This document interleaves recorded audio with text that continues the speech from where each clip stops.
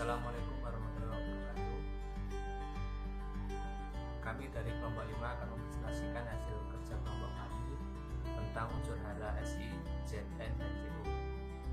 Sebelumnya kami akan memperkenalkan diri anggota kelompok kami, yaitu ada yang Dita Anggraini Puspita Sari NIM 170, kemudian ada Nadia Fauzia NIM 171, berikutnya ada Chandrawati Kusuma NIM 172, berikutnya ada Arfia Zahra Waryono Aksa NIM 173, selanjutnya ada Karisma Larasati Markata Putri NIM 174, selanjutnya ada Afia Kusuma Astuti NIM 175, selanjutnya ada Clarissa Sheila Diva NIM 178, selanjutnya ada Sylvia Nanda Amelia NIM 181, kemudian ada Ananda Intan Alfiani NIM 187, yang terakhir yaitu ada Disya Ayu Oktavianisa Putri NIM 195. Selanjutnya yaitu ZN atau Zinc atau yang sering disebut dengan Seng. Apa itu Seng? Seng atau zinc merupakan unsur hara mikro yang diperlukan oleh tanaman dalam jumlah yang sedikit. Umumnya unsur hara ini berfungsi sebagai katalis dan juga terlibat dalam perkembangan kloroplas. Rendahnya kadar ZN akan mengurangi toleransi tanaman terhadap penyakit. Ada beberapa peranan ZN, yaitu yang pertama, mengaktifkan enzim-enzim yang berkaitan dengan metabolisme karbohidrat. Yang kedua, yaitu dalam jumlah yang sedikit, ZN dapat berperan dalam mendorong pertumbuhan tanaman. Yang ketiga, yaitu mendukung pemanjangan sel dan luas batang. Yang keempat, yaitu ZN berfungsi dalam pembentukan hormon tumbuh seperti auksin dan penting bagi keseimbangan fisiologis. Ada beberapa karakteristik dari ZN. Yang pertama yaitu cukup reaktif dan berwarna putih kebiruan atau abu-abu dan terbakar jika terkena udara atau oksigen. Selanjutnya, ZN diserap oleh tanaman dalam bentuk apa? ZN diserap tanaman dalam bentuk ion ZN2+, dan dalam tanah alkalis dapat diserap dalam bentuk monovalen ZnOH+. Selanjutnya yaitu ada mekanisme penyerapan ZN. Mekanisme penyerapan ZN2+ dapat dilakukan secara pasif, yaitu melalui difusi. Mekanisme tersebut berjalan meliputi unsur haranya dalam kondisi aktif, sedangkan akar tanamannya dalam kondisi pasif. Lalu, lokasi unsur hara sangat dekat dengan permukaan akar. Bagian tanah yang banyak unsur hara merupakan konsentrasi tinggi, dan bagian permukaan akar tanaman merupakan konsentrasi rendah. Dari pernyataan tersebut, dapat disimpulkan hara ZN bergerak dari tanah yang berkonsentrasi ZN2+ tinggi menuju ke permukaan akar yang berkonsentrasi ZN2+ lebih rendah dan dibantu oleh adanya larutan tanah. Selanjutnya yaitu ada siklus ZN. Yang pertama, pada batuan terdapat mineral primer maupun mineral sekunder. Mineral tersebut akan terlarut sehingga menjadi unsur ZN. Unsur ZN yang tidak digunakan akan kembali menjadi mineral melalui proses presipitasi. Sedangkan unsur ZN yang digunakan akan dijerap oleh tanah dalam bentuk ion melalui kandungan lempung, bahan organik, oksida AlF, dan karbonat. Proses tersebut dinamakan absorpsi. Selanjutnya, ion ZN2+ sebagian akan dilepas kembali melalui proses desorpsi, dan sebagian akan diserap oleh tanaman melalui proses difusi. Selanjutnya, setelah diserap oleh tanaman, ion ZN2+ akan digunakan tumbuhan untuk fotosintesis. Nah, hasil fotosintesis tersebut digunakan untuk organ tanaman yang dimana nantinya dimanfaatkan untuk konsumsi makhluk hidup. Selanjutnya yaitu makhluk hidup tersebut akan mati dan nantinya akan didekomposisi dengan bantuan mikroorganisme tanah, lalu diubah menjadi bahan organik tanah. Bahan organik tanah tersebut akan berubah kembali menjadi ZN melalui proses mineralisasi. Namun ZN2+ mengalami imobilisasi sehingga ion tersebut tidak bisa menjadi bahan organik tanah sebelum dimanfaatkan oleh tumbuhan terlebih dahulu. Proses-proses tersebut terus berjalan hingga menjadi sebuah siklus. Faktor yang mempengaruhi ketersediaan unsur Zn. Yang pertama ada pH tanah, kedua dijerap pada mineral liat dan karbonat, ketiga dijerap pada oksida seperti sesquioksida, karbonat, dan bahan organik mampu mengikat Zn. Namun mekanisme secara pasti belum diketahui. 4. Interaksi dengan unsur lain.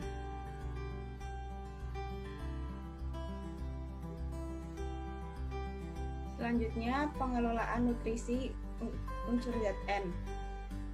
Rekomendasi pemupukan Zn adalah sebesar 5-10 kg per hektar dalam bentuk ZNO, ZNCl, atau ZnSO4 untuk jangka waktu 5 tahun pada tanah sawah intensifikasi. Pemberian Zn yang paling efektif adalah mencelupkan akar bibit ke dalam 0,05% selama 5 menit. Untuk mengurangi kejadian kahat Zn pada tanah, bahan organik berupa jerami dapat dikembalikan ke tanah. Selanjutnya ada unsur hara Cu atau cupun atau tembaga adalah salah satu unsur hara mikro yang dibutuhkan tanaman. Fungsi dari cupun sebagai aktivator dan membawa beberapa enzim. Tanpa adanya enzim akan menghambat pertumbuhan dan perkembangan tanaman. Selanjutnya, peranan cupun yang pertama mengaktifkan enzim sitokrom oksidase, askorbit oksidase, asam butirat senulase, dan laktase. Yang kedua, metabolisme protein dan karbohidrat. Yang ketiga, perkembangan tanaman generatif dan fotosintesis. Dan yang terakhir sebagai fiksasi nitrogen secara simbiotis dan penyusunan lignin. Selanjutnya ada karakteristik dari cupun. Yang pertama sebagai konduktor panas yang baik. Yang kedua bersifat halus dan lunak. Yang ketiga korosi yang cepat. Dan yang terakhir apabila dilihat dari permukaannya berwarna hingga kemerahan. Tembaga atau Cu diserap dalam bentuk ion Cu2+ dan juga dapat diserap dalam bentuk senyawa kompleks organik. Misalnya CuEDTA atau Cu-etilen diamin tetraasetat asid dan CuDTPA atau Cu-dietilen triamin pentaasetat asid. Mineral yang mengandung Cu yaitu berupa kalkosit, kovalit, kalkopirit, kuprit, tenorit, malakit, isopola, dan brokantit. Mekanisme penyerapan Cu.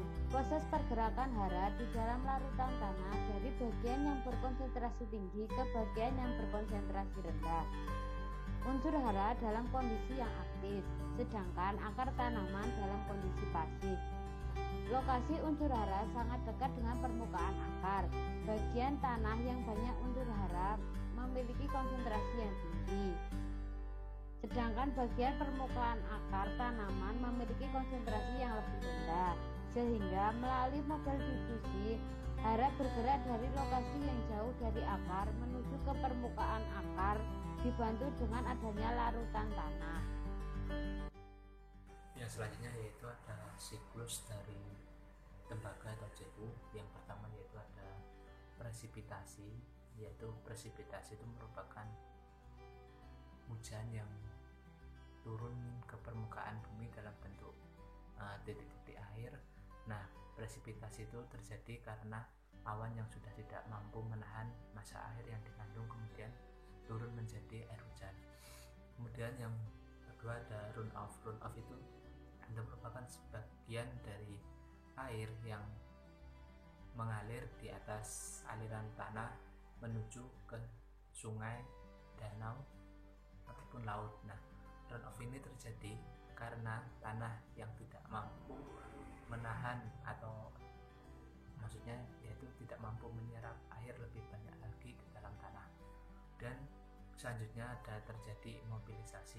Imobilisasi itu kayak pengubahan bahan anorganik menjadi bahan organik dengan bantuan mikroba tanah, contohnya itu bakteri. Dan selanjutnya itu ada proses sedimentasi atau pengendapan hara ke dalam tanah yang terbawa oleh aliran air yang nantinya itu hara tersebut akan dimanfaatkan tanaman sesuai dengan kebutuhan tanaman tersebut.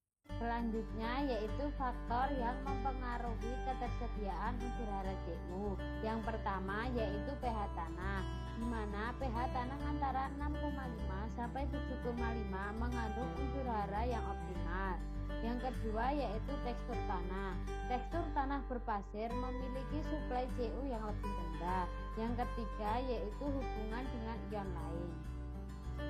Pengelolaan Cu sebagai pemupukan Cu hasil identifikasi di Jawa Tengah, Sumatera Selatan, dan NTB.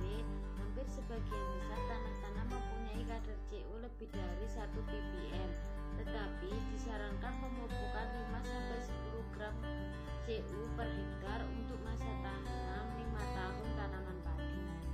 SI, silika atau SI merupakan salah satu unsur hara yang dibutuhkan tanaman, terutama padi dan tanaman lain yang bersifat akumulator. Meskipun bukan termasuk unsur hara esensial, SI dikenal sebagai unsur hara yang bermanfaat atau beneficial element, terutama untuk tanaman padi dan tebu. Selanjutnya peranan SI. Yang pertama, penguat di masa. Tanaman yang memiliki kandungan silika yang cukup biasanya daunnya lebih tebal dan keras.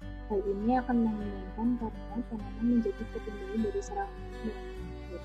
Yang kedua, kerontokan bunga berkurang dan juga tanaman akan lebih tahan terhadap kondisi kekurangan air atau cuaca ekstrim karena penguapan menjadi lebih sedikit. Yang kedua, memaksimalkan pertumbuhan vegetatif tanaman. Tanaman yang diaplikasikan silika memiliki kecepatan pertumbuhan lebih baik karena silika mampu meningkatkan proses fotosintesis pada tanaman. Yang ketiga, memaksimalkan pertumbuhan generatif tanaman. Tanaman yang memiliki kandungan silika yang cukup memiliki kemampuan untuk memproduksi buah yang lebih banyak. Kemudian karakteristik SI. Kadar silika dalam tanah tergolong tinggi, terutama pada tanah berpasir dan tanah-tanah yang relatif lanjut. Namun tingkat kelarutannya sangat rendah. SI diserap tanaman dalam bentuk asam monosilikat atau asam ortanosilikat H4SiO4. Kemudian silika ditranslokasikan melalui aliran evapotranspirasi dan dipolimerisasi serta diakumulasi pada jaringan batang dan daun sebagai silika gel. Selanjutnya yaitu mekanisme penyerapan SI. Hara SI di dalam tanah bergerak dibantu dengan adanya larutan tanah dari bagian yang berkonsentrasi tinggi ke bagian yang berkonsentrasi rendah, yaitu bagian permukaan akar tanaman yang melalui proses difusi. Pada gambar tersebut menunjukkan proses penyerapan SI pada tanaman dari akar hingga pucuk. Dimulai dari sel epidermis akar, asam silikat diangkut melalui sel eksodermis oleh LSI1 pasif dan transporter LSI2 Si aktif. Dalam air enzim, asam silika bergerak secara apoplastik hingga mencapai endodermis tempat transporter LSI1 dan LSI2 yang memuat asam silikit dalam sel-sel kortikal. Lalu transporter memuat asam silikat dalam xilem. Melalui asam silikat xilem, kemudian tiba di tunas, yang dimana transporter LSI6 menurunkan si asam silikat ke dalam sel parenkim xilem. Protein mengangkut asam silikat ke dalam sel daun, tempat ia dipolimerisasi baik sebagai silika dalam sel atau sebagai lapisan silika subkultikuler di luar sel. Ya, yang selanjutnya adalah siklus SI atau silika. Seperti yang sudah dijelaskan pada PPT ini, saya akan jelaskan lagi. Nah, sisa makanan hewan atau organisme yang sudah mati akan mengendap di dasar perairan, lalu menjadi sedimennya diserap untuk membentuk dinding sel diatom atau SiO2H2O. Lalu mengalami pemapatan melalui waktu geologis dan menjadi kompleksasi silikat atau batuan dan sedimen AlFeSO2. Lalu pelapukan batuan dan masukan dari sungai menjadi H4SiO4 dan H4SiO4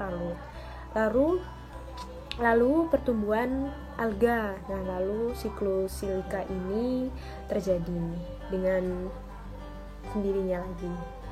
Lalu yang selanjutnya ada faktor-faktor yang mempengaruhi ketersediaan dari SI atau silika. Nah, faktor-faktor yang mempengaruhi tersedianya silika ini, yang pertama itu ada pH atau keasaman. Nah, yang kedua adalah potensial redox atau potensial reduksi. Nah, potensial reduksi ini adalah ukuran kecenderungan suatu spesies kimia untuk memperoleh elektron dan karenanya dapat tereduksi. Setiap spesies memiliki potensial reduksi intrinsiknya masing-masing. Semakin positif potensial redoksnya, maka semakin besar afinitas spesies terhadap elektron dan kecenderungannya untuk tereduksi. Nah, potensial reduksi merupakan pengukuran umum bagi kualitas air. Selanjutnya, pengelolaan nutrisi SI. Yang pertama, pencelupan akar bibit. Pengaplikasian silika pada tanaman padi bisa dengan pencelupan akar bibit kurang lebih 5-10 detik pada saat pindah tanam dengan takaran 1 ml per liter air. Selanjutnya, penyemprotan. Pupuk silika cair diaplikasikan 2 kali, yaitu pada 15 dan 30 hari setelah tanam dengan cara disemprot. Pupuk dasar yang diberikan yaitu 90 kg N per hektar, 45 kg P2O5 per hektar, dan 45 kg K2O per hektar yang diaplikasikan pada 1 dan 4 minggu setelah tanam.